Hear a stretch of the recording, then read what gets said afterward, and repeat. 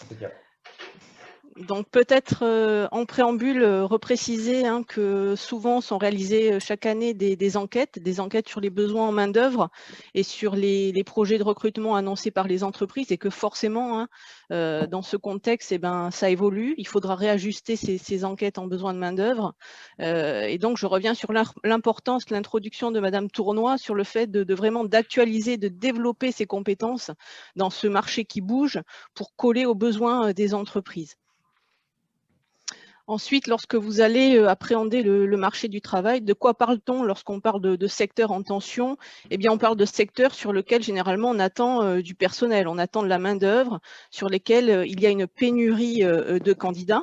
Donc, il y a vraiment un déséquilibre entre l'offre et la demande d'emploi. C'est pour ça qu'il est bon de savoir, de connaître ces secteurs pour que vous puissiez vous positionner en situation de force, en offreur de solutions auprès des entreprises qui attendent donc du personnel sur ces secteurs en tension. Sur les Alpes-Maritimes, nous restons sur des secteurs en tension connus, mais qui parfois, dans le contexte de cette crise, attendent encore plus de personnel. Vous voyez à l'écran les secteurs en tension et qui ont toujours besoin de recruter, ce sont la santé, tout ce qui concerne la silver economy au sens large et les services à la personne, tout ce que l'on met, ce que l'on comprend dans services aux entreprises et le BTP et l'industrie. Dans la santé, bien évidemment, ce sont les métiers du soin, notamment de forts besoins des entreprises, aussi bien hospitaliers, EHPAD, services à la personne, sur les infirmiers et les aides-soignants.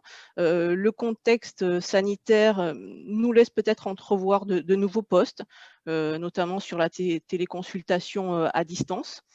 Et il y a aussi de fortes attentes sur les services à la personne. Alors, sur tous les niveaux de qualification, pas seulement sur les niveaux 5 et aide à domicile, auxiliaire de vie. Il y a aussi des besoins sur des responsables de secteur, par exemple. Voilà, donc de fortes attentes sur ce service à la personne et plus largement Silver Economy. Sur le secteur service aux entreprises, on attend surtout des postes de consultants financiers, d'ingénieurs conseils, de commerciaux et surtout de comptables. Là, c'est vraiment une augmentation dans le contexte crise sanitaire, une très forte augmentation des postes enregistrés sur la comptabilité et notamment sur tout ce qui est métier de l'audit et contrôle comptable et financier.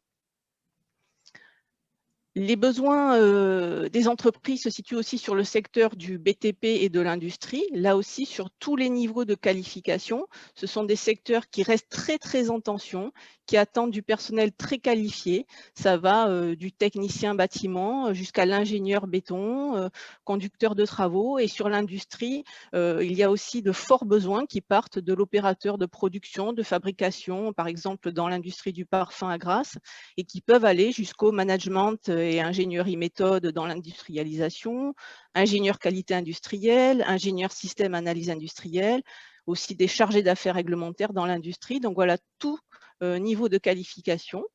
Donc ce sont vraiment les secteurs, on va dire, phares des Alpes-Maritimes, mais pas que, plus largement en PACA aussi. Le tourisme, je l'ai mis en suspens parce que nous espérons tous que la reprise va se faire. Concernant les offres d'emploi enregistrées, en tout cas je parle pour les offres d'emploi enregistrées à Pôle emploi, nous avons beaucoup perdu en volume sur ce secteur-là. On est à peu près à moins 60%. Mais pour autant, il y a des formations qui voient le jour, notamment avec la CCI sur du middle management auprès des grands palaces. Donc ça reprend et on se projette pour les années suivantes. Les entreprises aussi du secteur de la logistique ont des besoins, notamment sur les préparateurs de commandes, les livreurs. Donc la logistique recrute. Vous avez aussi bien sûr le secteur du commerce et de la grande distribution, là aussi sur tout niveau de qualification. Ça va de la vente jusqu'au responsable marketing, beaucoup de postes de manager aussi. Donc là aussi, des attentes fortes sur le commerce, la grande distribution. Et puis, bien sûr, je terminerai par le numérique parce que ça donnera vraiment le relais à l'APEC qui va suivre. Parce que là aussi, c'est un secteur qui a moins souffert, on va dire, et qui continue de recruter fortement sur le développement informatique. Alors, développement informatique, développement web notamment, et tout ce qui est expertise et support en système d'information. Donc, le numérique continue de recruter, notamment, vous le savez, sur le bassin Antibois, Sofia. Et vous voyez toute cette tendance, là vous le voyez de façon très concrète, elle se retrouve dans les offres d'emploi que l'on enregistre sur le territoire. Par exemple, vous voyez le plus grand offre d'emploi enregistré, c'est bien sur le secteur du commerce.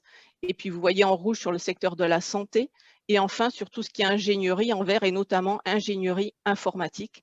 Et ensuite tout ce qui est silver economy, service à la personne. Et on revient un petit peu avec l'hôtellerie et la restauration qui reprennent depuis très peu de temps. Voilà, moi j'ai fait assez rapide, j'ai concentré sur les secteurs phares du bassin d'emploi des Alpes-Maritimes, donc santé, silver economy, services aux entreprises, BTP industrie. Une reprise attendue sur le tourisme, des besoins en logistique, commerce, grande distribution et surtout numérique, mais je pense que ma collaboratrice de l'APEC va bien développer. Et vous pouvez retrouver toutes les opportunités d'emploi, bien sûr, sur le site de pôle emploi.fr pour tout public. Et pour les plus jeunes, vous avez aussi une plateforme, Un jeune, une solution, qui va non seulement vous donner les offres d'emploi qui sont dédiées aux jeunes, mais aussi toutes les aides que vous pouvez mobiliser pour intégrer le marché du travail, parce que c'est aussi un levier pour vous d'intégrer ce marché du travail en proposant des solutions aux entreprises. Voilà, je vous remercie de votre attention.